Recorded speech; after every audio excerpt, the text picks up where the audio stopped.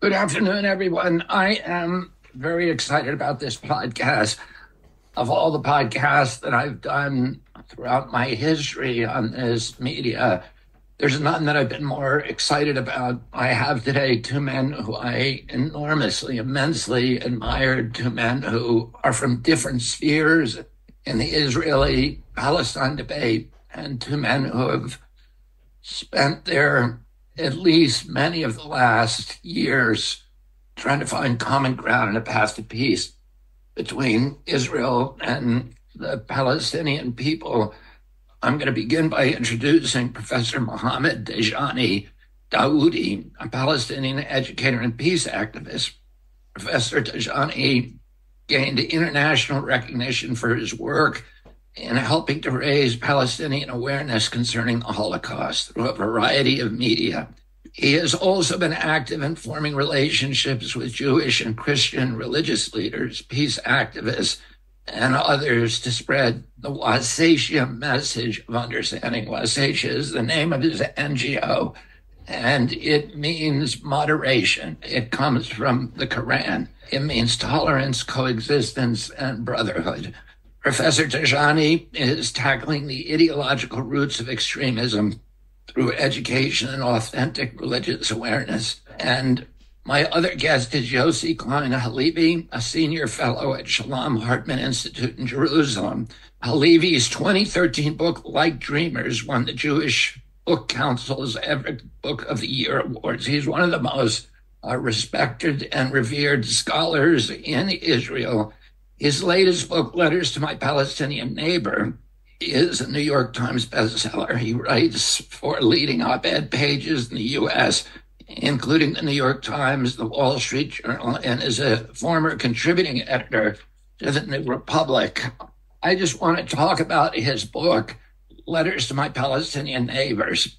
It's one of Israel's most powerful attempts to reach beyond the wall that separates Israelis and Palestinians and into the heart of, quote, the enemy. I'm going to read a short passage from the book at the beginning. I call you neighbor because I don't know your name or anything personal about you. Given our circumstances, neighbor might be too casual a word to describe a relationship. We are intruders into each other's dream, violators of each other's sense of home. We are incarnations of each other's worst historical neighbors. In a series of these letters, Yossi Klein Halevi explained what motivated him to leave his native New York in his 20s and move to Israel to participate in the drama of the renewal of the Jewish homeland, which he is committed to see succeed as a morally responsible, democratic nation in the Middle East. This is the first attempt by an Israeli author to directly address his Palestinian neighbors and describe how the conflict appears through Israeli eyes. Halevi untangles the ideological and emotional knots that have defined the conflict for nearly a century. And he does that in lyrical, evocative language. It's a beautiful book, and I urge everybody to read it. Both of these gentlemen have devoted their lives to de-escalating this conflict, and by encouraging us all at our deep religious and spiritual cores to find the best angels, the best version of ourselves. I want to start with a little introduction to my background of assumptions. A Palestinian man was convicted of the murder of my father, and indeed confessed to it at that time. At that time in 1968, my family signed a letter to Judge Walker asking him not to give the death penalty to Sirhan Sirhan. At that time, we all believed Sirhan had been responsible for my father's death. A couple of years later, my brother was hijacked by the Black September group, a Palestinian terrorist group. His plane was diverted to a landing strip in the desert in Yemen. The Palestinian leadership of that group demanded the release of Sirhan Sirhan from prison. The plane eventually was blown up and it was burned. My brother, thank God, was released. And Then many, many years later, I read my father's autopsy report and found other evidence that Sirhan, although he clearly participated in the ambush that killed my father and fired shots at my father, his bullets were not the ones that killed my father. I ended up reaching out to Sirhan. I asked if I could visit him in prison, and I did so. Then the parole board had said that although they believed he killed my father, that he was of no harm to society. Oh, for two reasons, I've spent several years fighting for Sirhan's release. One, because he served 50 years and he no longer posed a threat to society. And I believe my father, who was a big advocate for bail reform and parole, would want this person out of jail. And then also because I believe that he was wrongly convicted of murder. But either one of those reasons is sufficient for me to go to his aid. And the day that I spent reaching out to him and understanding how he experienced those events and the events of the last 50 years removed the last kind of resentments and bitterness that I had toward him for participating in my father's murder. And resentments are poisonous. They're corrosive. They're like swallowing poison and hoping someone else will die. And there's no cauldron of resentments that is larger, more volatile, more longer lived. And the tension between Jews and Palestinians, Arabs and Muslims in the Mideast.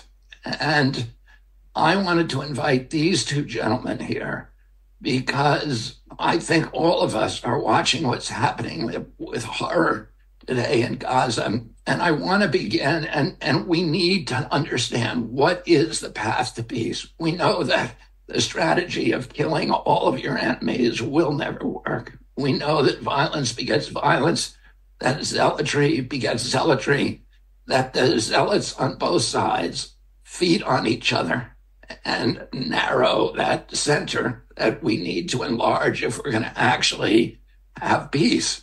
My own bias, which I'm going to reveal, is based upon not any intrinsic loyalty to one side or another. I don't believe one side or the other is more deserving than the other. But because of my study of history, I believe that the Israelis have repeatedly, in good faith, offered a peace deal that would create a Palestinian state. They did this in 1937, in 1947, in 1967, in 1973, in 1993, in 2000, and in 2008. And that the answer to that was, in each case, was violence and war. And I believe that to the center of my core. I believe it because I believe that I've applied critical thinking and careful analysis to the issue. But I also understand that there's a counter narrative where there's a whole group of people on the other side who believe something entirely different. And that clash of narratives is 1,000 years old. And it's one of the oldest sources of hatred in human history. Tribalism we're biologically hardwired for tribalism, and there is no more toxic forms of tribalism than anti-Semitism and anti-Muslim. And in the Mideast today, those two hatreds are threatening to destroy and destabilize our entire globe.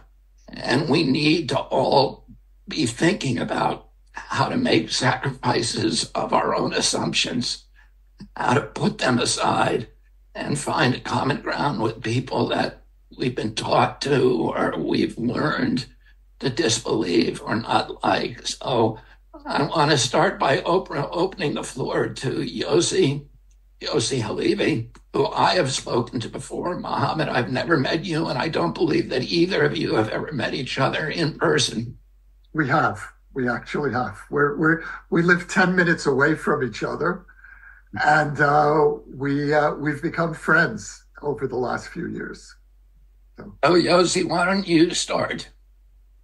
Well, first of all, Bobby, I'm so moved to meet you and to be with you, and especially to hear how you approach this conflict and the personal dimension. Of course, I wondered when we first talked about how you deal with the fact that Sirhan is in jail for your father's death, and I hadn't known the follow-up on that, and the generosity of spirit that you bring to this is exactly the right background, or it's the right ground for us to begin this conversation. And I have to tell you, I'm so deeply moved by what you said and how you said it. And thank you for opening yourself in that way. I was a boy when your father was killed. I remember that night very, very well. I was 14, and I loved your father from a distance. It was one of those moments that was the dividing line between childhood and awakening into the world as we know it. And for me, it affected me more deeply than your uncle's assassination. I was really too young to fully process that. I was so moved, and I followed your father's campaign. I was old enough to resonate and to feel this tremendous stirring of hope. It was such a tumultuous and despairing time, and your father brought the hope of the 60s. He coalesced that. So it's an honor to be with you. I really just want to say that, and it's always wonderful to be with you, Mohammed. You are for me one of the heroes of this conflict. So what I bring to this is a very deep internal struggle, especially after the massacre of October 7th. And what for me was the revelation of evil.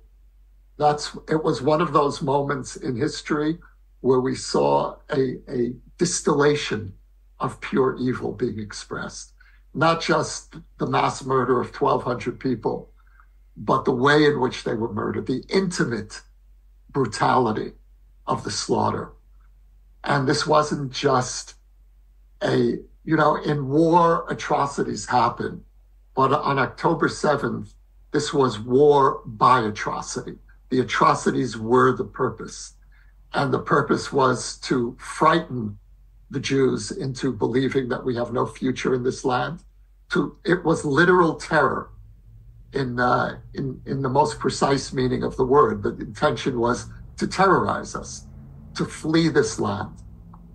And Hamas and our enemies generally always tend to underestimate both the Jewish attachment to this land and our resolve. And what we're experiencing now in this terrible war, this brutal war, is the realization by almost every Israeli, left, right, and center, that in the face of this evil, we have no choice but to fight and to try to uproot it, I believe, ultimately for the sake of peace. If Hamas remains on the border, in charge of Gaza, there will never be peace. And so you're right that violence creates violence, zealotry feeds off of zealotry. But we also know that there are times in history when one must stand up against evil. And I believe this is one of those times. Mohammed, will you begin with your point of view? It is such a pleasure to be talking to you and to my friend Yossi. It is such a it brings memories of the past, because John F. Kennedy was my hero, and at that time I was studying at an American school called Friends Boys School, and I remember vividly the day he was shot. And I think we were driving. I was in the bus going from my home to the school, and I heard the journalists, the sellers of newspapers shouting, "Kennedy is dead, Kennedy is dead." And then walked into the class, and the teacher walked into the class and wrote on the wall, "Kennedy was and not is." And I still remember vividly those moments. And then also I was shocked when your father was shot by a Palestinian. And at that time, it was extremely shocking for us because we felt we felt that we loved the Kennedys and we loved Robert, and we hoped that he will fill in the gap that John left. And then suddenly he's not there. And we felt a lot of sympathy, even as Palestinians. And at the same time, we felt anger because we thought, and this is not, it will not help the Palestinian cause. On the contrary, it will generate hatred for the Palestinians and their cause, which it did actually. And so this is where I always felt, this is first time, by the way, I hear the narrative that you said about Sirhan not being the main assassin of Kennedy, and I'm glad that he was not. And I hope that the message of forgiveness that you showed could also be spread, because now when I talk to my Palestinian compatriot people about forgiveness, they are totally against it, and they think that this is softness and this is surrendering. And on the contrary, my argument is God forgives you and you seek God's forgiveness. So why don't you feel that if you want God's forgiveness, why can't you offer your forgiveness for somebody else, for your human being? And this is part of God's message, that you be able to forgive. And I feel that this is very important, what you said about forgiveness and about peace. And it is part of our message of peace and reconciliation. And that's why I felt also when Yossi wrote his book, and the first time I looked at the title before opening the pages for the book, I loved the word neighbor, that the Israeli calling me a neighbor. He's recognizing me as a Palestinian, as a human being. He's not demonizing me. He is not delegitimizing me. And in this way, it was very important for me that he was using the word neighbor, which is, in our culture, it is a very warm word. When you talk to others, if you call them neighbors, then that's a very warm address. The Prophet Mohammed said, "Be good to your neighbor, even to the seventh neighbor." And so, in this way, we learn that our neighbor is like a relative to us. He is even sometimes more than a relative, because he's close to you, and your relative might be away from you. So that word, I think, was very important to use. And in doing so, Yossi was able to cross the cement wall that separates our people. And one of my students, who was a young woman in Nablus, when she read in Arabic the book, she insisted on writing him a response to that book, and her letter was more than 70 pages that she responded. And I translated it to Yossi to English.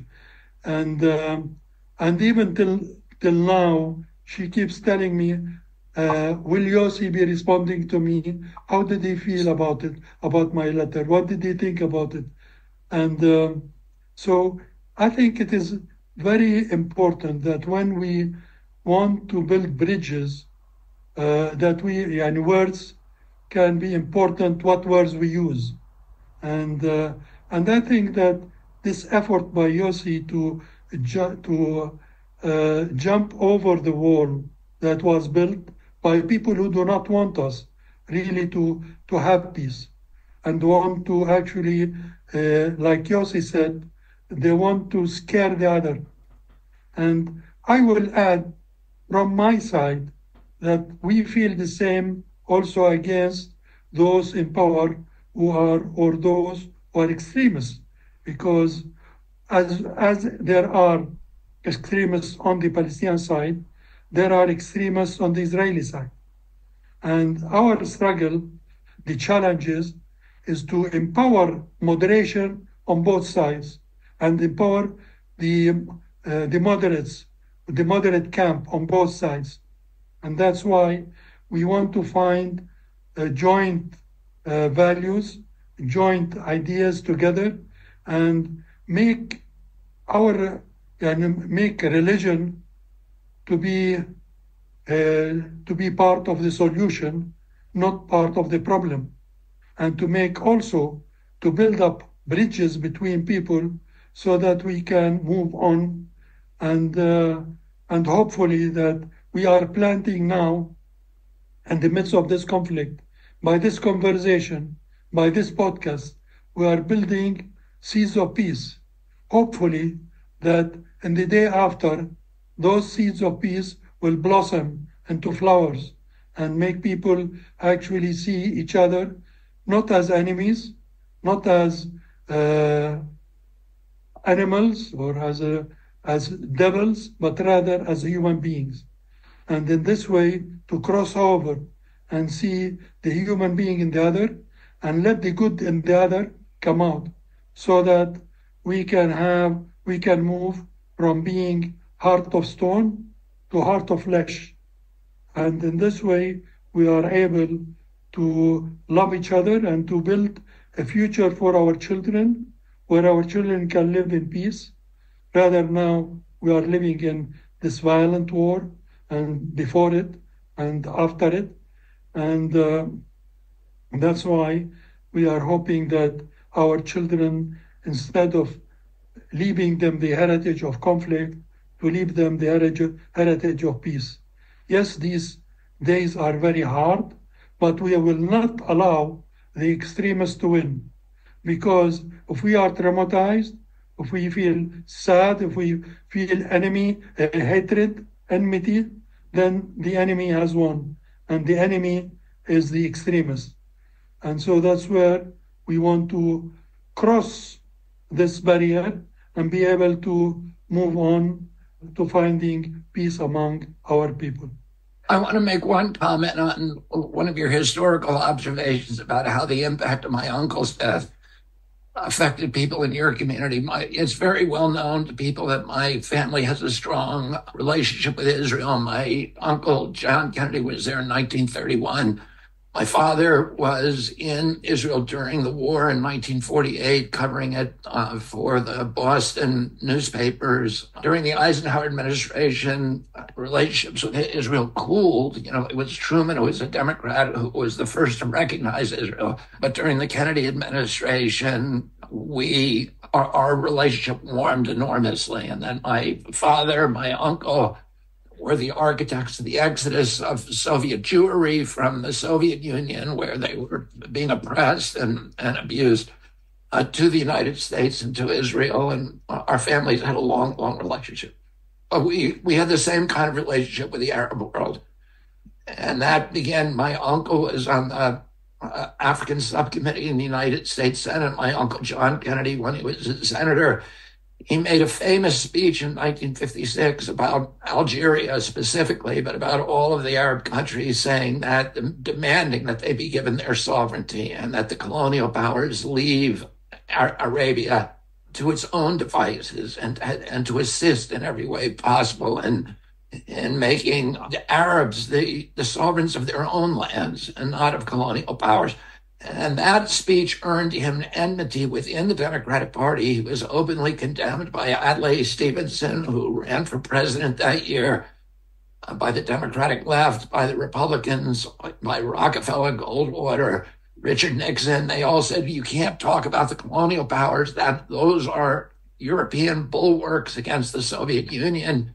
They will rely on, for their wealth, on those Arab countries, and we have to leave them alone and not talk about it. My uncle said, no, that is inconsistent with American values. The Arabs should govern themselves, and Africans should govern Africa. It shouldn't be colonial. And throughout my life, I've met many people from the Mideast who actually have the Kennedy name and who remember that speech and have a great, great love for my family because the history my family had of standing up for sovereignty of those nations in the Mideast. So I just wanted to mention that. And then I wanted to talk about the larger issue that both of you addressed, which is that religion at its best is an expression of ethics, of high ethical conduct. But at its worst, it's just a masquerade for tribalism. The orthodoxies in the extreme. There's a very famous scholar in this country called David Lohr, Loehr, and he's written about the evolution of orthodoxies. And he says that the orthodoxies of every religion have more in common with each other than they do with the underlying religion, and that every religion at its best is a striving for ethics, for truth, for justice, for love. And that at its worst, it just becomes a methodology, a weaponized methodology for organizing tribal impulses, our worst, most atavistic impulses. I know you've thought about that, is how, because during the Middle Ages, the Islam was the most enlightened religion on the planet. It was, encouraging. Suleiman had a court that was filled with poets, with mathematicians. He actually invited St. Francis of Assisi to join his court, sort of one of the key Christian leaders at that time. And when Francis refused, he gave him a safe passage, a seal that guaranteed him the safe passage throughout the Arab lands. His court was a center for intellectual achievement, for architecture, for poetry, for mathematics, for every kind of scientific achievement and tolerance. It was the place during the Crusades that Jews flew to the Arab sides of the city, the Muslim-controlled parts of the city and in 1492, et cetera, during the Spanish Wars. But something happened. There was a devolution kind of back into that orthodoxy. And number one, I'd love your thoughts on how that happens, and then how do you go back the other way and make religion function as a promoter of ethical behavior and tolerance and moderation and restraint? When we look at the three Abrahamic religions, we will tend to find that there are so many values there which are shared values. That in which we differ, we will leave to God on Judgment Day to judge among us. And that's what the Quran teaches us, that on Judgment Day, God will decide among you in that in which you differ. So if God is going to judge among us in that in which we differ, why should we fight about it now, about what we differ? So we can leave aside those things in which we differ and enjoy those values those shared values. And if you will go back to the 10 Commandments, you will tend to find that we all share the same 10 Commandments. All religions call for to be compassionate, to be merciful, to love one another, and to help the needy, and to help the poor. And so that's where we should meet, on this ground. That's what I call the wasatiyya ground, which is the middle ground. It's a call for justice. It's a call for balance in our life and our behavior. And that's how we can help each other and support each other and cooperate with each other. And in this way, we can bring the good in each other. And that's how we should live. And our life will be much better than living in hatred and anger and wanting vengeance and hostility and violence. Yossi? Yeah, I think the three of us have something in common, which is that we're all people of faith. We're all people who love the religions we come from. But what we also have in common is that we're acutely aware of the problematics of religion in its excess. When religion becomes a pretext for arrogance, for kind of spiritual arrogance, for not seeing the other.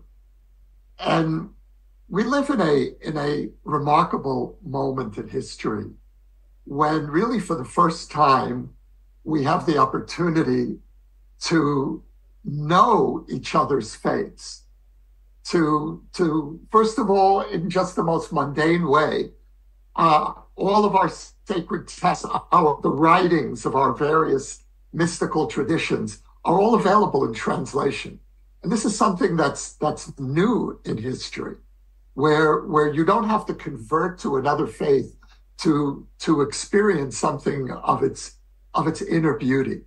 And that's on the one side. And that's the interfaith encounter, which is really something that has flowered over the last 50, 70 years. And that gives me tremendous hope for the future of humanity, for the future of religion. On the other side, we're seeing a retrenching of the most atavistic forms of faith, and almost as a reaction to this opening, and Mohammed spoke of a flowering. And so we're living at a time of extreme dissonance between the hope of religion at its best, which for me is expressed by the interfaith encounter, by a Catholic, a Muslim, and a Jew being able to sit together and actually speak about their spiritual commonalities. And on the other hand, we see religion at its worst. And it seems to me that the most important conflict today is not between secularism and religion. That's a very 19th century model. The 21st century model is the internal conflict within each of our religions. As Muhammad says, between the language that Muhammad uses as moderates and extremists, I would use the language of those who are expansive in their spiritual imagination, those who are religiously generous and curious about the other, and those who can only see their own religion, who can only see what they've been taught, how they've been raised, and have no curiosity, no empathy for the other.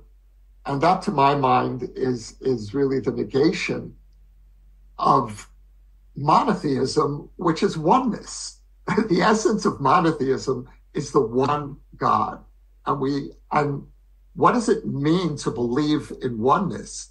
That we all exist within this unified being, within this unified consciousness. And in the past, that was an insight that was really confined to mystics in our religious traditions. But I think today that should be the language and the experience of any religious believer. You know, one of the things I remember David Lohr making this observation that in all of our religions, the creation story has God making human beings in his own image. But what Lohr says in kind of the tribalism, the extreme orthodox models, humans make God in their own image, and God becomes much smaller. And it's a God that shares our own bigotries, our hatreds, our prejudices, and the darkest sides of human nature, the tribal sides that evolved, that we were biologically hardwired into us during the 20,000 generations. our race spent wandering the African savannah in these small tribal groups that had to have a strong leader, a strong male leader, or women were treated as chattels because you couldn't marry your sister, you had to trade her. So her loyalty was not to the tribe. Where there was a dogma, an iron dogma that cemented unit cohesion, that religion would justify any behavior with people in the in group and fault any behavior by people in the out group. And you have all these characteristics that today are characteristics of religion at its worst, and that there was an evolution where religion became the highest expression of ethics, which is the opposite end, which is the end that I think we all try to aspire to, which, as Mohammed was saying, instructs us how we have to be disciplined and restrained and respond to hatred with love and respond to aggression with tenderness and to be able to listen and sit still and trust and have faith. Let's talk about, the path to peace. Let's try to be pragmatic about that. And I'd love each of you to talk to me about, about how do you think we get there, given this huge gulf in the narratives? How do you start bridge that? Do we do it one person at a time, like in this meeting, and try to elevate the voices that want that are articulating that? Or is there some other path? Is there some way that we can quickly end this violence? Or, I want to hear both of your thoughts about that. Yossi, why don't you start? I would just like to very briefly comment about what you were just saying, which is that for me, the challenge as a religious Jew is to stand within the tradition that I love, to affirm my loyalty to this 4,000-year Jewish story, while at the same time opening myself to the universal truths of other faiths, to the experiences of other people, certainly of my Palestinian neighbors in this case, and to try to find the balance between maintaining the dignity or the integrity of who I am as a Jew, while being mindful of the whole of humanity.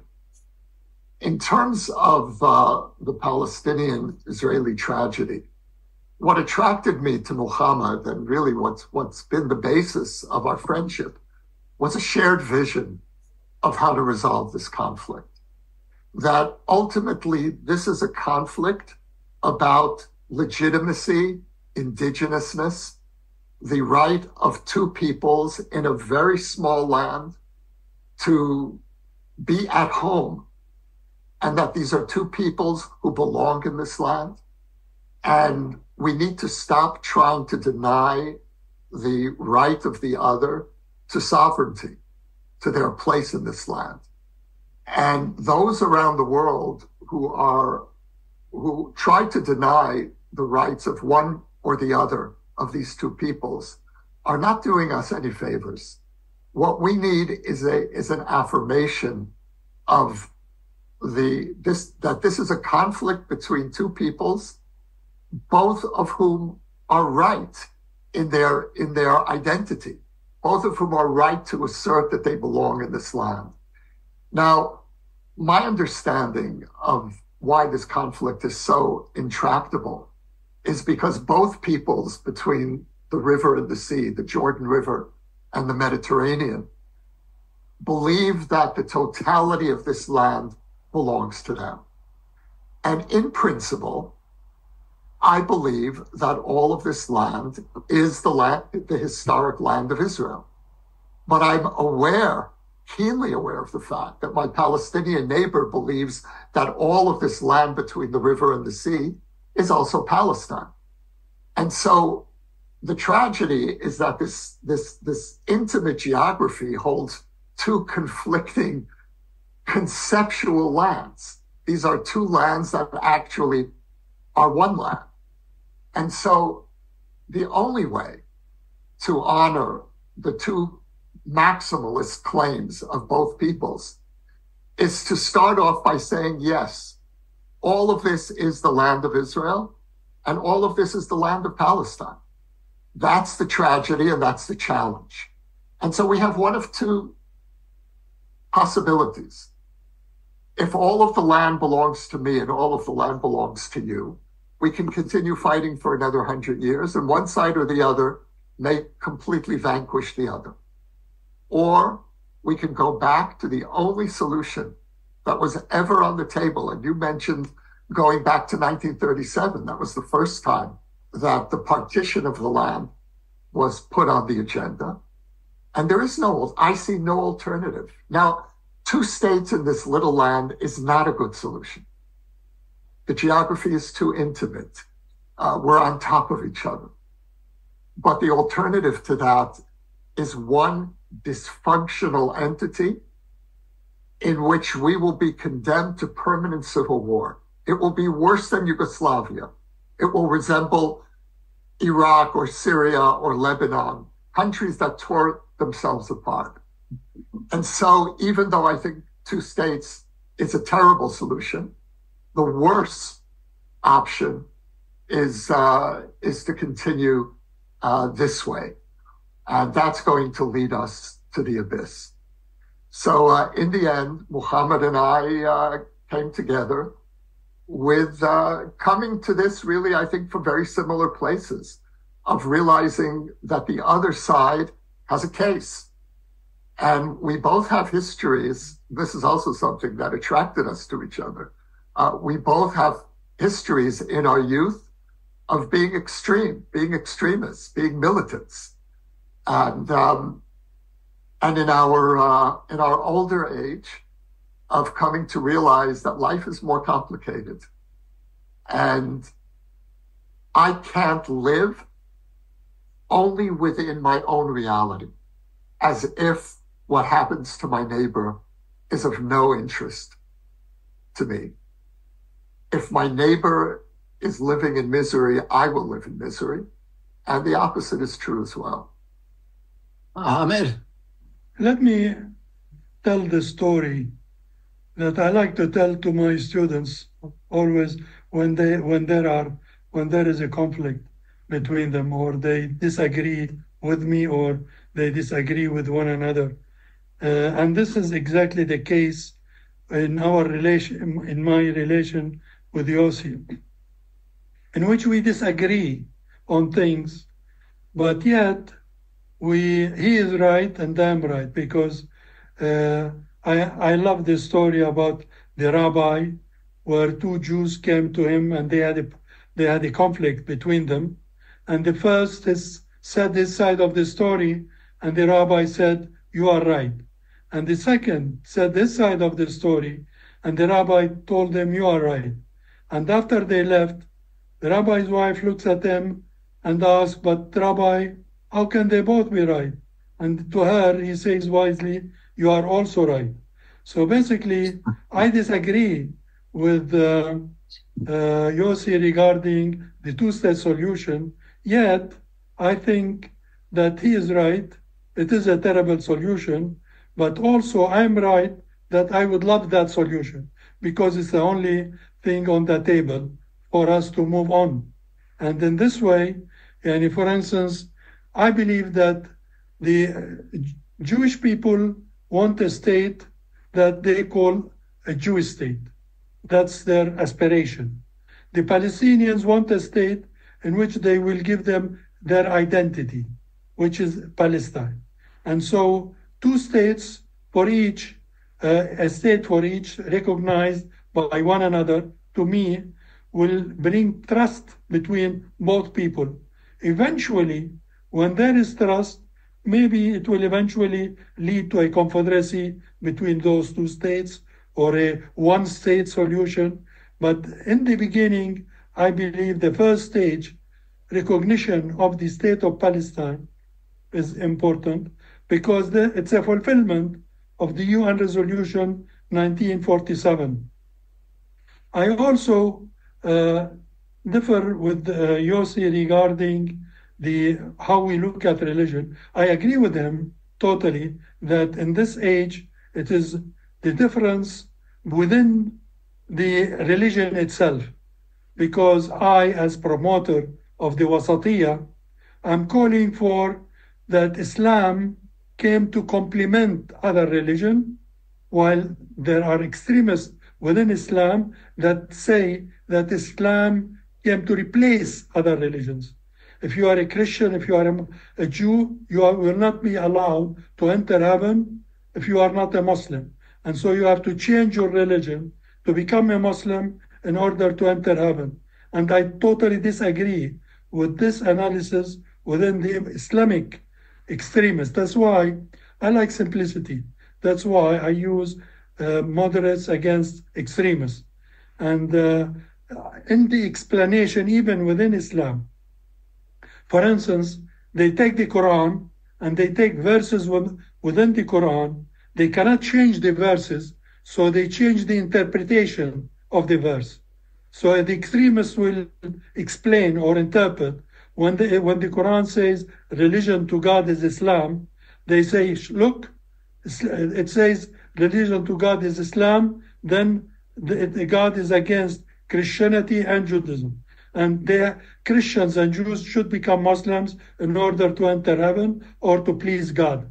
But they miss that also in the Quran, it says Abraham was a Muslim that long time before Christianity and Judaism. Also, Jews, Moses said to his people, and the people said, we are Muslimun, we are Muslims. And Jesus talked to his disciples, and the disciples said, we are Muslims, long time before the message of Islam. And so in this way, Islam, when God says religion to God is Islam, he doesn't mean the Islamic religion, but rather Islam who believes in God, the Muslim, the one who submits himself to God, believes in the unity of God. And so one is exclusive and the other is inclusive. And that's where the interpretation of the moderate versus the extremist. And I believe in every religion there are people like that. That's why we call for the unity and interfaith within the moderates so that we can have an Abrahamic bridge that will hold an umbrella over us and in order to move. And that's where I believe that when they chant from river to sea, the extremists will say Israel, and the Palestinians will say Palestine will be free. But I would say from river to sea, both Palestine and Israel will be free from prejudice, from hate, from animosity, from violence. That's what we want these both communities to be free, so that we can live together and we can be in peace together from river to sea. And this is where... Mohammed, that's why I love you. Thank you very much. Let me play devil's advocate, because if you had two states right now, if you had an Israeli state that was roughly what Israel is today, and then another state that was made up of, at least in some part of the West Bank and Gaza, and the leadership of that was put to a vote, assuming we're going to have a democracy. Today, it's highly likely that immediately Hamas would be elected as would win any election. And Israel then would be fighting on two fronts, Hamas. This is what an Israeli would say now. This week, I had dinner with one of the leaders of the Muslim community in Michigan, which is one of our largest communities in the country. And he's somebody who's served in Congress, and he is a very popular leader. And he said, ultimately, that a better solution would be a single state, and he pointed out that that Arabs, Palestinians, Muslims within Israel live in greater freedom and prosperity than Muslims almost anywhere else in the Mideast, and have all the rights, that they have the rights to vote, that they serve on all the courts, that they serve in the Knesset, that they have freedom of speech. They have total freedom of religion. There's 28 nations in the Mideast, and 27 of them have official religions. Israel is the only one that doesn't. Israel is officially a Jewish state, but it has freedom of religion. You can worship anything you want. Arabs in Israel have all the rights of Jews. And would it be a better path to peace to extend? This again was not my suggestion. This suggestion comes from one of the principal Muslim leaders in the United States. Would that be a solution, a one-state solution where? May I respond? Yes, please. First, I think being in the United States is very far from Jerusalem. And here, the people, if you ask people, when they talk about the one state, they talk about it not a shared state where each will have the right to vote or the same equal rights, but they will think of it as one state without the other. And that's why, because here in Israel, if you ask an Israeli, he will tell you, I would like to have a Jewish state. Now, if the Arabs want to become a minority within that, that's fine. The Hamas people will tell you, we would like to have an Islamic state. If the Jews would like to become a minority in it, that's fine. But actually, both are wrong in the sense that we need to have a two-state in the sense. Now, they will tell you that Hamas will win the elections. But my answer is why Hamas should run in the elections. Because basically, when Palestinian will say Hamas is part of the Palestinian fabric, I will tell them no, Hamas is an outsider. It's not part of the Palestinian fabric. First, in terms of religion, Hamas has its radical interpretation, which the majority of Palestinians do not believe in. And also, politically speaking, Hamas was against the peace accord, while the majority of the Palestinians, when the Oslo was signed, were for it. So it is an outsider. Now, why should Hamas be allowed to run in the elections if Hamas does not believe in the Oslo Accords that set up the elections? It's like asking a football team to play football without believing in the rules of the game. The rules of the game here, that the Oslo Accords brought peace, and that was the peace process. Now, it was a big mistake for the Israelis and the Americans to pressure the PA to allow Hamas to run in the elections in 2006, but actually they thought they will domesticate it. And so they allowed it to run without it accepting the rules of the game. And so accepting the peace process and accepting the recognition of Israel, on which the Legislative Council that was built was, that's the framework in which this Legislative Council was built. So I don't believe that in any future elections, those who do not believe in the rules of the game, who do not believe in peace, who do not believe in the framework of the Oslo Accords, should run. And in this way, it was a mistake that should be rectified. And only those who believe in the rules of the game and to abide by these rules of the game and to join the peace process, then they are the ones who should run and should be part of to rule. But to use religion and to use democracy as a ladder to become power, look what Hamas did in 2007. Hamas killed more than 1,000 Palestinians who were Fatah, who were their leaders and cadres. And so, because we allowed them to run in 2006 without having them agree to the rules of the game, and in 2007, they actually violated the rules by their coup d'etat to take over the legitimacy by becoming the illegitimate ruler of Gaza. And this is where we should go back to legitimacy. And the road to be taken is the peace road. Those who are not willing to join the peace process, they should not be part of the peace, of that peace. Yeah, And I think that's how. Yeah, I think that there are two opposite trends happening in the Middle East today. On the one hand, there's the Abraham Accords and the possibility, the tantalizing possibility of the Saudis joining in the normalization process with Israel. And bear in mind that the Saudis are the custodians of Islam, of the holy places. And for the Saudis to end the state of war with Israel would be a transformative moment. And so on the one hand, there's the hope of a transformed Middle East, of normalization between Israel and large parts of the region.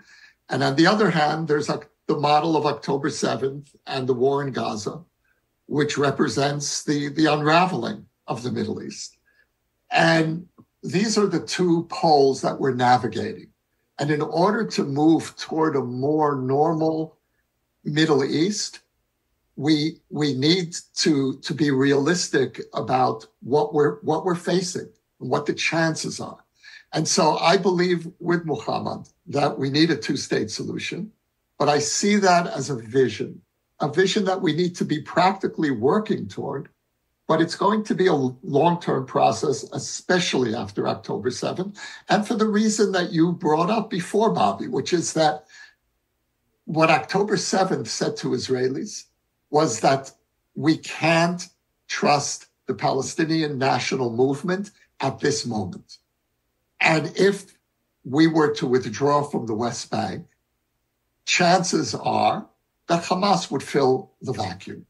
And then we would be facing on our most sensitive border, the border between the West Bank and greater Tel Aviv and Jerusalem, the kind of vulnerability that we were facing in the Gaza border. But it can't end there.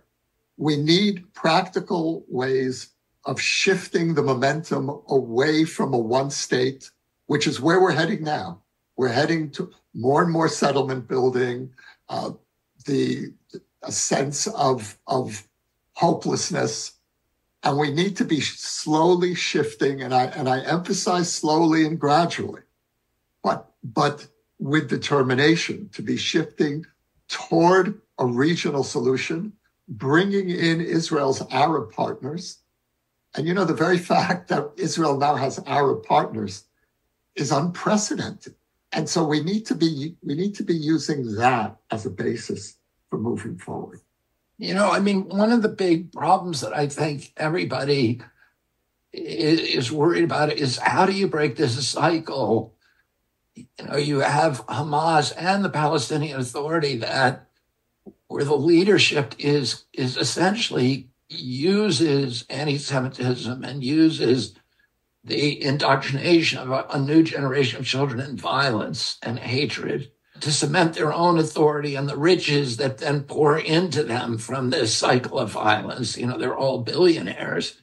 But the problem is, and it is a very, very potent tool of power, teaching hatred and anti-Semitism or bigotry that, we know that in our country and other countries. It's one of the great alchemies of demagoguery. If you can create a populist movement through hatred, but it also locks those leaders into a system where they cannot negotiate in good faith with Israel because their own followers are now, indoctrinated with this zealotry that has the core of its narrative: Israel has no right to exist, that Jews need to be exterminated, and anybody who negotiates with them is a traitor to Islam. And, that's one of the reasons that Yasser Arafat told Prince Bandar, I cannot sign, the offers that were made in 2001 because my own people will kill me. That to me seems like a very, very difficult obstacle. They've now gotten a whole generation of children that's been raised in this religious ideology, and any of the leadership that breaks from them, I'm sure that your life is in danger, Mohammed, because you're talking about peace and you're talking about negotiation. So how do you break that? And do you agree with me that that's a problem, or do you think it is not? Basically, I think that what I'm trying to tell the Palestinians is exactly what I want to tell the Israelis, in the sense that when you look at the other, don't see the other as a homogeneous entity.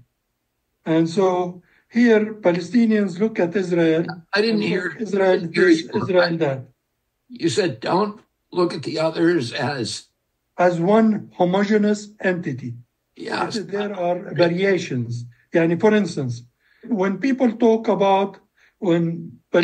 talk about Israel, they see it as if it is a homogeneous body, homogeneous entity. While in Israel, actually, you have 2 Jews and five ideas or 5 views. And so here in Israel, there are those who are for peace, and there are those who are against peace. Those who recognize Palestinian rights, and those who do not. And so Palestinians look and do not see those who support Palestinian rights. And that's why I'm against the BDS and the boycotts, because it calls for boycotting Israel as a whole, while in this way, they are also boycotting those who are supporting them. And the same thing with Israel. Israelis look at the Palestinians and keep using the word Palestinians without recognizing there is a voice of enmity within this Palestinian, and there is a voice of peace. And in this way, even October 7th, there are people, Palestinians were, people say Palestinians this, Palestinians did that, but that's not Palestinians. These are Hamas radicals who did that, who believe in, who are anti-Jewish, anti-Semitic, and this is how they are raised. And so, but these are not, these are a section of the Palestinians. They are not the Palestinians. So it is not the Palestinians who did October 7th. The Palestinians were not consulted. They did not know about it. They were shocked to hear about it. Now, but they will tell you, but Hamas, the Palestinians in the West Bank, is 90%, the polls say 90% support Hamas.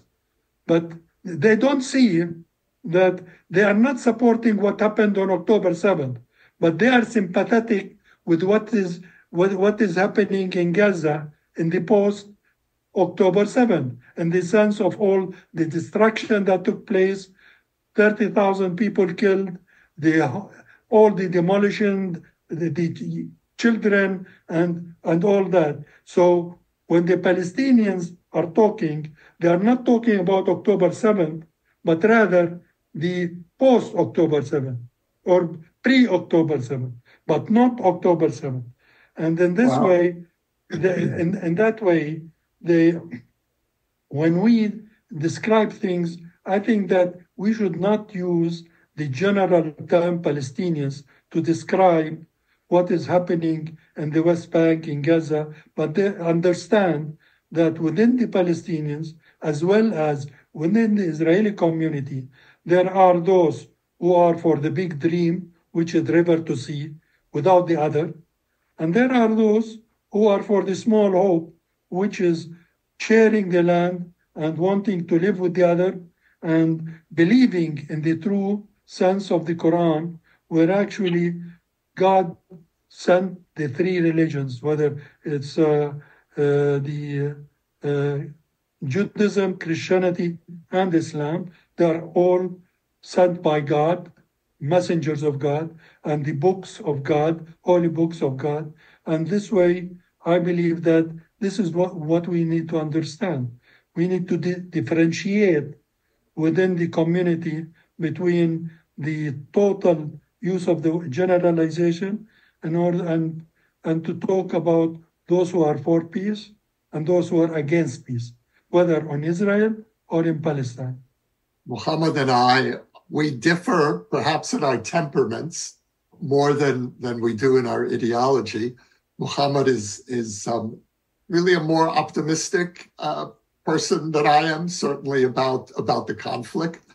I've spent the last year demonstrating against the extremists in my government. I was out on the streets literally every Saturday night, sometimes twice or three times a week. So I'm painfully aware of the inroads that extremists have made in my own society. And I look at Palestinian society today, and what I see there is very strong support for Hamas, very strong support for October 7th. Now, of course, that's not the entire Palestinian people, but I look at the polls and I see support for the massacre itself. I live across the way. Literally, I live in the last row of houses in Jerusalem. This is the border between the sovereign state of Israel and the West Bank, where I'm sitting and talking to you now. And I'm looking out at the lights of the West Bank, right? Maybe 2,000 meters away from where I'm sitting.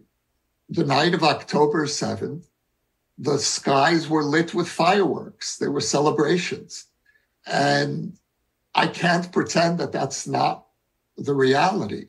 Just as I will not minimize the threat of extremists from within my own society, I have to look very realistically at what's happening in Palestinian society and be very cautious about taking any premature moves that could be fatal in the long term for Israeli security. And so that's my dilemma. On the one hand, I believe that... Dilemma, yes. Yossi, to solve your dilemma, don't focus on the past, don't focus on the present, but rather on the future. Because I think what you saw, those celebrations, it was not by the people, maybe it was by the pro-Hamas people, but that does not mean that it is the Palestinians. This is going back to that. And at the same time, you have to understand that till now, when people look, you are looking at the war from your side. But rather, if you wear the shoes of a Palestinian, you will tend to see it totally different. Why? Because the Palestinian is not looking at October 7th. He's looking at what happened post-October 7th. And that's where, emotionally speaking, he's not supporting Hamas in terms of its ideology, but he is supporting Hamas in terms of being angry at what is happening in Gaza.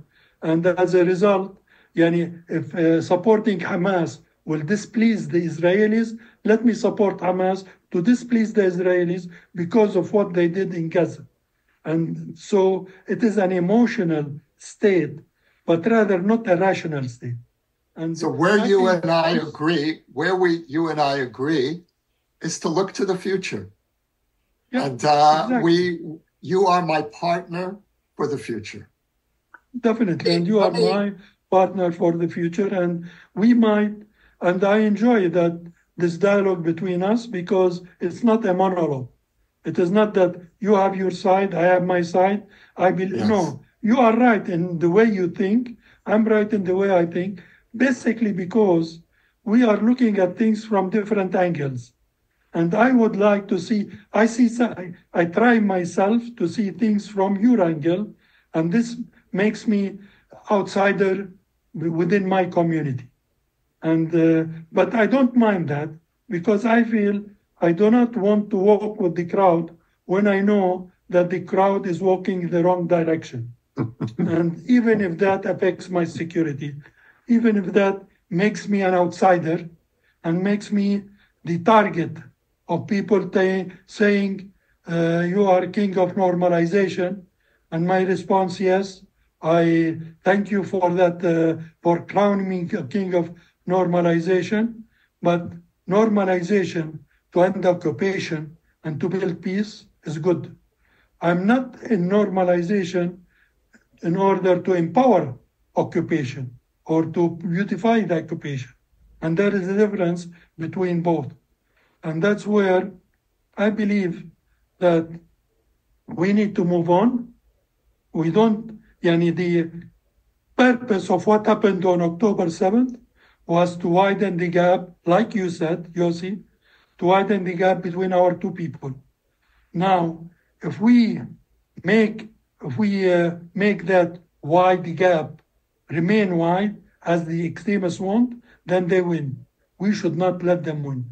And we should try to narrow that gap by trying to move on with planting seeds of peace, despite the anger, despite the hate, despite the animosity, despite the hostility, despite the violence.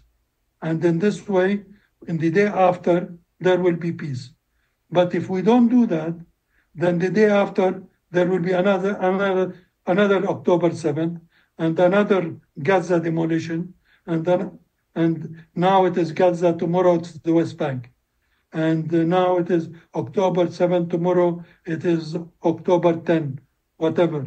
And that's where we need to end that. We need to end this cycle of violence by moving ahead and looking to the future. We inherited this conflict. We should not let our children have the legacy of this conflict, but rather to have the legacy of peace. Despite your people might not like it, my people might not like it, but that's the way to the future. I'm going to give you two more questions because I've taken up so much of your time. The first one is the concrete reasons for optimism. I have a friend who's a Palestinian. I think he's probably the richest Palestinian today. His name's Adnan Majali. He's from the West Bank. He has a West Bank passport. He has businesses in Ramallah. And by the way, I've been to Ramallah. I've met with the Palestinian leadership in Ramallah and spent a lot of time with Palestinians in Israel and in the West Bank. But Adnan Majali, who's a billionaire and goes back and forth from Ramallah to Los Angeles, told me recently, he said, the Palestinians, there are many Palestinians like me who understand that Palestinians need a strong Israel. Because if Israel ceased existing, the region would be taken over very quickly by others, by Iran particularly, and that the outcome for Palestinians would be very, very much worse, if you can imagine it. So that's one of the things he said to me. I know we talked about the Abraham Accords earlier. That is a genuine hope for peace. That the surrounding Arab nations are, may follow Egypt and sign a peace agreement with Israel and trade agreements and normalize relations. That would be astonishing, something almost unimaginable 5 years ago. And there are also Palestinians now in the Knesset who are genuinely interested in peace. We've seen the rise of a wonderful Palestinian leader who gives us a lot of hope in the Knesset, Mansour Abbas, not to be confused with Mahmoud Abbas, who runs the Palestinian Authority, but Mansour Abbas, yes, who is an Israeli-Palestinian who has really focused on improving the lives of his people and on negotiating and working with Jews and government officials. And the relationship between the Palestinian people in Israel, I think it's very noteworthy that the Palestinians in Israel did not rise up and protest and cause violence after October 7th. And that to me is, really also astonishing and a very, very good sign of hope for the future. So I'd love you guys to both address that. And then I'm going to ask you a final question about what the concrete steps are toward peace that each of you have. So let's talk about reasons for optimism first. And why don't you start, Yossi? Yeah, I very much appreciate the reasons you cited. The conflict has never just been between Israel and the Palestinians. It's a regional conflict. It's always been a regional conflict. And a regional conflict requires a regional solution. And for the first time in the century-old conflict, we have a real dynamic of peace between Israel and the Arab countries of the Abraham Accords. These are not glorified ceasefire agreements, which is really what we had with Egypt and Jordan in the past. These are genuine expressions of normalization. And one of the reasons, I believe, that Hamas launched the October 7th massacre was to try to sabotage the entrance of Saudi Arabia into the circle of peace. You know, we used to say in Israel that the key to Israel finding its place in the Middle East was through a peace agreement with the Palestinians.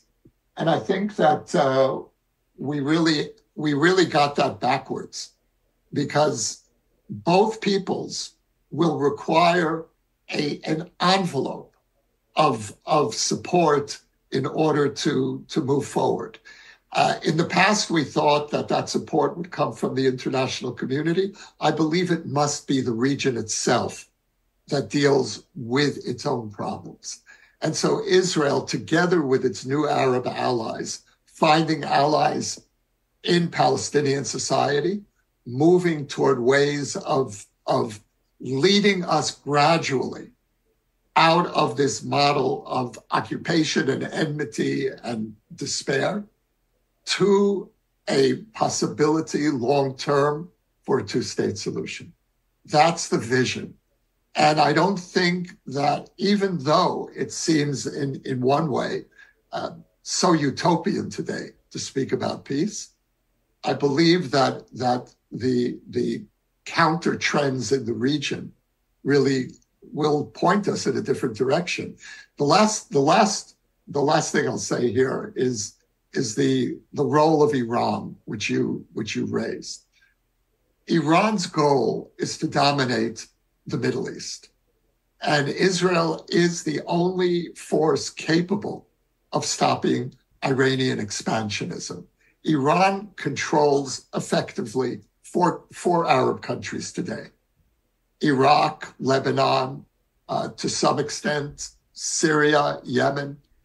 And the great obstacle to Iran is the Jewish state, which is why the Abraham Accords happened in the first place. Arab countries are looking toward an alliance with Israel to stop Iranian expansionism. And so this war that's happening today is not just between Israel and Hamas. This is really, to my mind, the first stage of the Israeli-Iranian war, which began on October 7th. Hezbollah is an Iranian proxy sitting on Israel's northern border.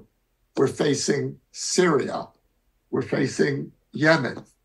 These are all fronts of Iran. And so in the Middle East, peace often happens together with war. The Egyptian-Israeli peace agreement happened after the Yom Kippur War, when Egypt and Syria attacked Israel. No one in 1973, when the war ended, could have imagined that 4 years later, the most right-wing prime minister in Israel's history until that point, Menachem Begin, would sign a peace agreement with the Arab leader who launched the Yom Kippur War. And yet it was precisely as a result of the war, which exhausted people's capacity for war. People just came out of the Yom Kippur War saying, how much more of this can we take? And my hope is that the aftermath of the Gaza war will have a similar impact on the region, and that we will unite with our allies against Iranian expansion, because that is the real war. The war is not between Israel and the Palestinians. In the long term, neither of us are going anywhere. Not the Palestinians and not the Israelis. When this war is over, both peoples are going to wake up into the same ruins of the Middle East. But the real threat is Iranian expansionism, Iranian imperialism, and the Iranian regime's attempt to dominate this entire region. Mohammed? But Yossi, we do not want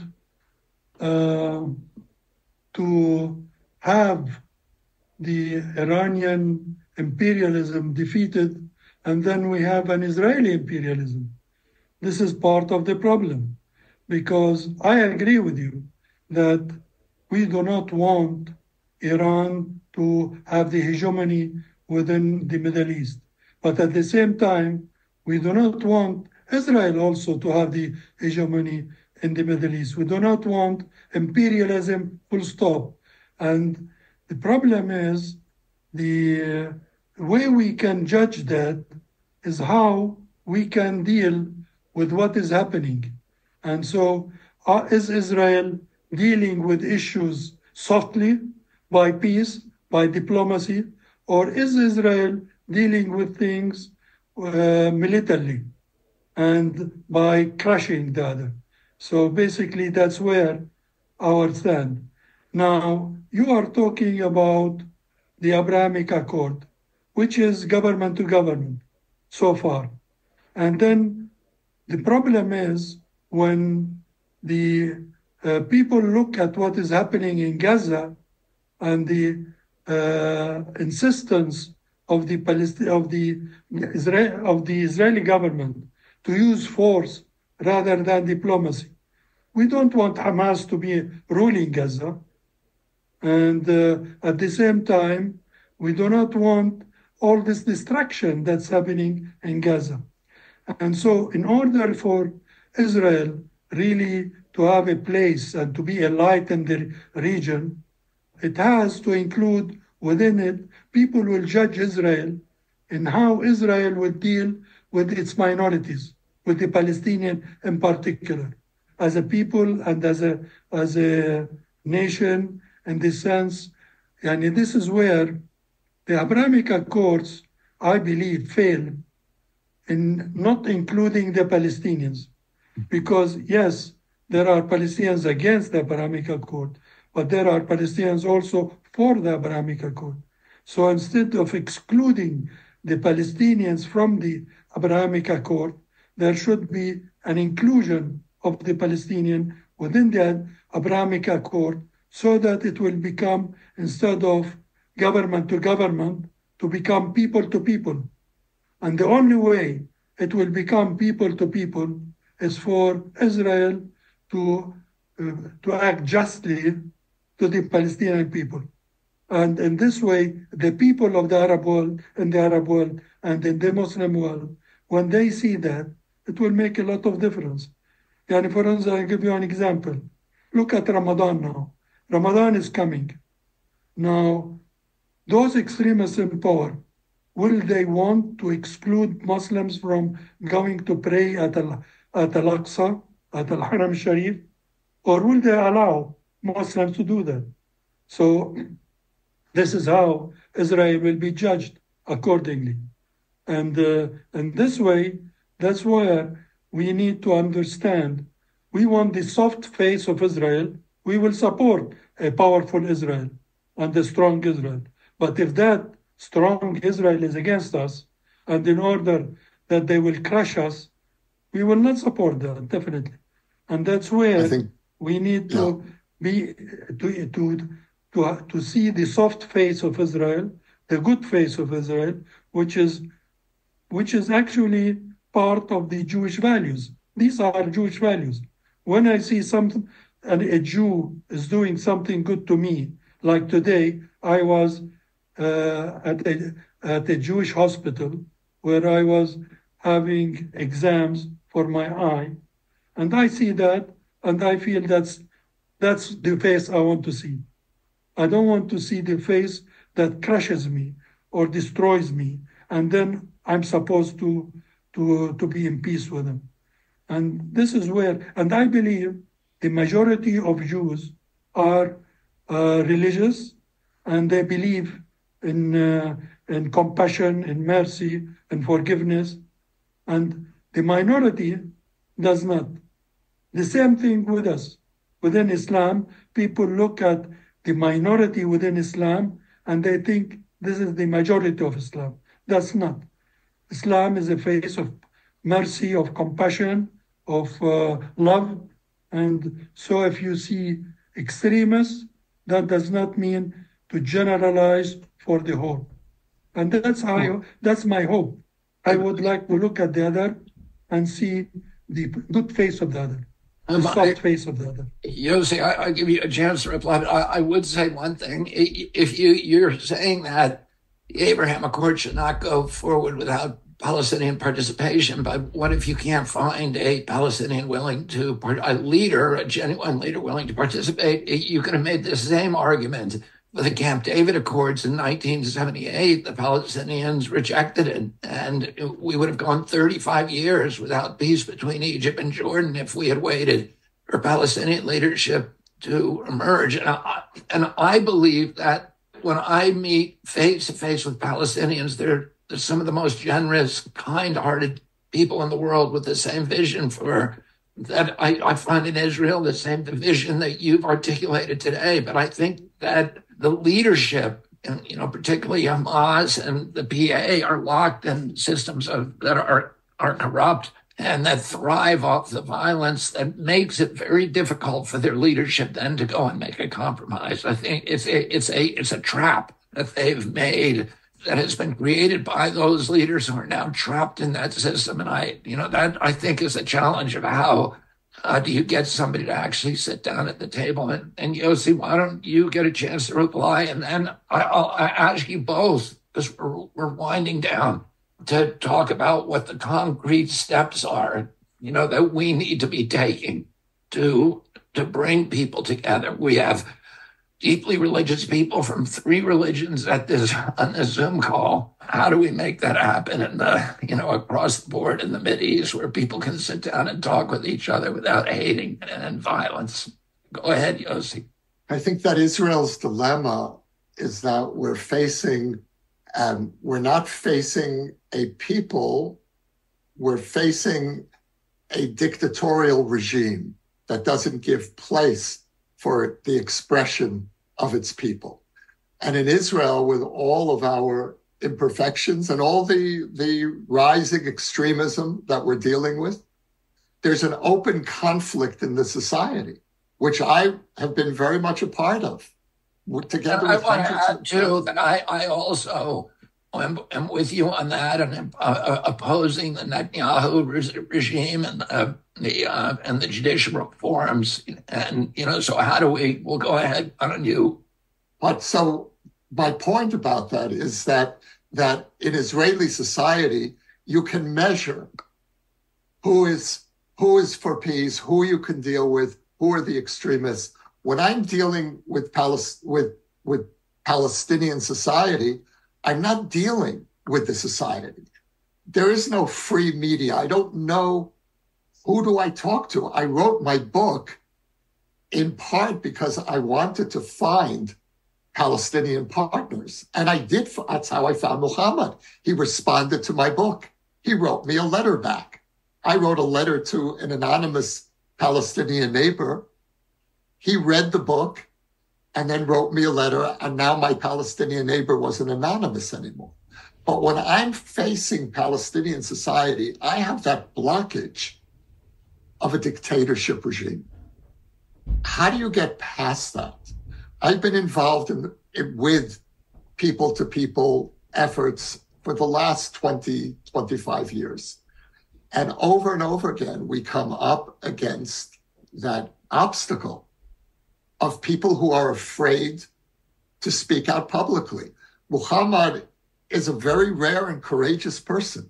And Muhammad, you've taken risks that I haven't taken. For me to be demonstrating against my government is part of the democratic game. I didn't have any real risks. You have taken risks, and you have faced violence. You have faced consequences in frightening ways. But that only exacerbates the dilemma.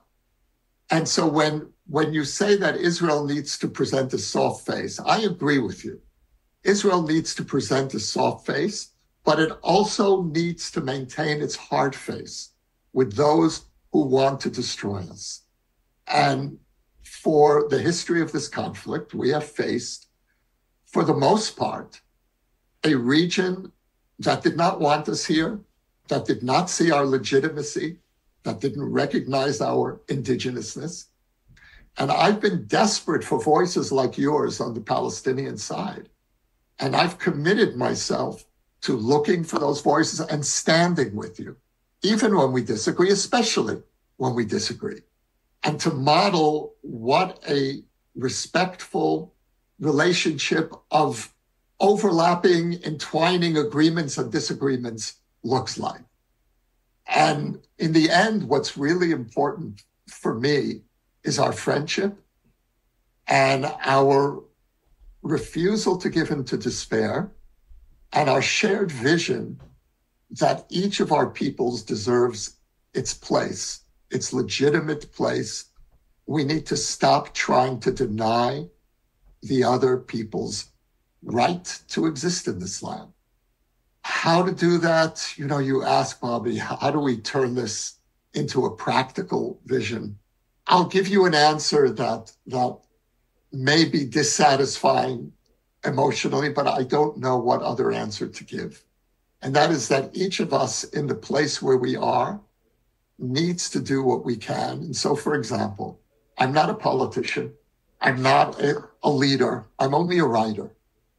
All I can do is try to create some language for peace that Palestinians and Israelis may find useful. And so I wrote a book, and Mohammed stood up and responded. And our relationship has reverberated way beyond our friendship. We've been doing this now for a number of years, looking for partners, looking to expand the circle. And that's on one level. On another level, we are also part of societies. We belong to peoples that are at war with each other. And I have a responsibility to make sure, first of all, that my people is safe, and Muhammad has the same responsibility for his people. That's my first priority, that my people is safe. My next priority is that my neighbor is safe and that I can have a relationship with my neighbor. And so how do I navigate between those two commitments? That's the story of my Israeli life. Mohammed? I totally agree with what Yossi said. Basically, I feel that there is a need within the Palestinian community to wake up and to move on. That was my message. And it's difficult to be able to steer that when the elephant in the room is the occupation. That's part of the problem. And that's where one step to move forward is to end that occupation in order that it is not being used as a pretext in order to incite people. And also, I think that it is important for the Palestinians to have the courage to move on. Unfortunately, those with the courage are not supported by others, by the Europeans, by the Americans, by the Japanese, by the international community, by even the Arab states. That's where we need to support the moderation vision and the moderates within the Palestinians in order for them to rise up and stand, and in order for them to move on. I do hope that we will be able to move on. Today was a very important experience for me personally, although I went through this before, and it affected the way I feel. For instance, I was using the light train where actually most of the people using it are Israelis. And I was worried about my safety being among them during this time. On the contrary, one of the young people stood up and let me take a seat. And that affected me, looking at him doing that. And then in the hospital, everybody was trying to help. And they did not look at me as an Arab, as a Palestinian who is holding hostages, Jews, and who did October 7th and all that. And on the contrary.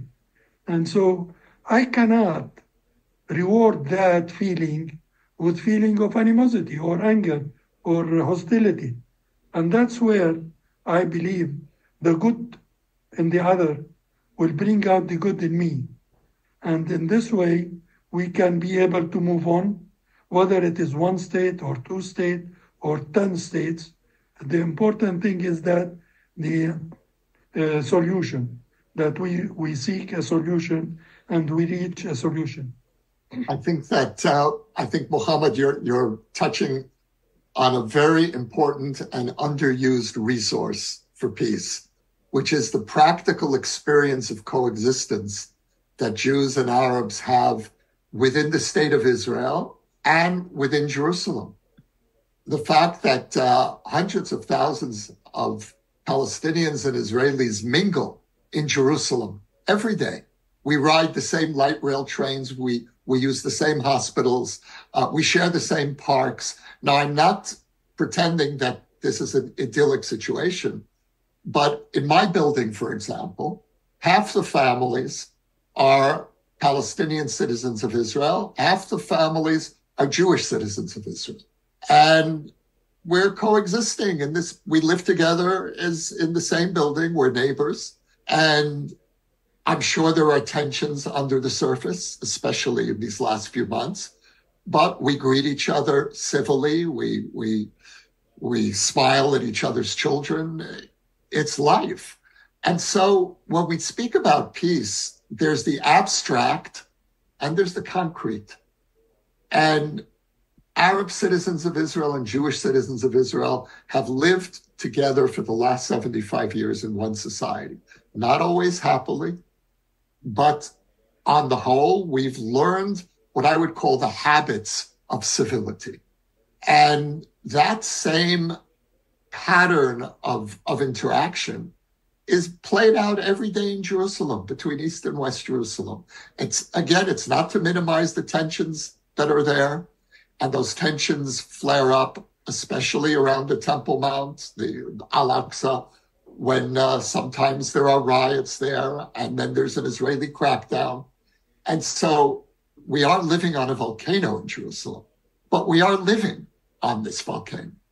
And so there is a basis for some form of decency, a decent alternative. We have models for this. We need to expand those models. We need, first of all, to acknowledge them and hold them up as alternative, as signs of an alternative future. Mohammed and Yossi, thank you so much for joining. Can you tell us before we go, how can people support each of you individually, and how can people support the joint project of peace in Israel? Mohammed, how can people reach you? I believe that it is very important to support projects that is done by moderate NGOs and civil society. This is one way to rebuild what has been destroyed and to move on. And I hope that we can be able to eventually end this war, to see an end to this war, and be able to find peace within the both communities. And I feel that it is very important for the US, the Europeans and others, and the Japanese to support the moderates within both communities. Right. Professor Mohammed, Dijon, Daoudi, thank you very much. And Yossi, Klein, Halevi, is there a way people can reach you or support you? Yeah, I sit at the Shalom Hartman Institute in Jerusalem, which does very important work in bringing Arab and Jewish citizens of Israel together. And we have programs bringing high school principals of Arab and Jewish schools together in joint study. We have programs of developing curriculum for teaching coexistence to both peoples. I personally work primarily as a writer, and I've written a number of books about about attempts at coexistence. I wrote a book called At the Entrance to the Garden of Eden, which tells the story of a 2-year journey I took into Islam and Christianity as a religious Jew in the Holy Land. And my most recent book, The Letters to My Palestinian Neighbor, which includes an extensive epilogue of Palestinian responses, including a wonderful letter from Mohammed, which really began our friendship. And the book attempts to model a new kind of conversation between Palestinians and Israelis. And so those are the areas in which I work. Yossi and Mohammed, thank you very much for joining me today. Thank you so much for having me.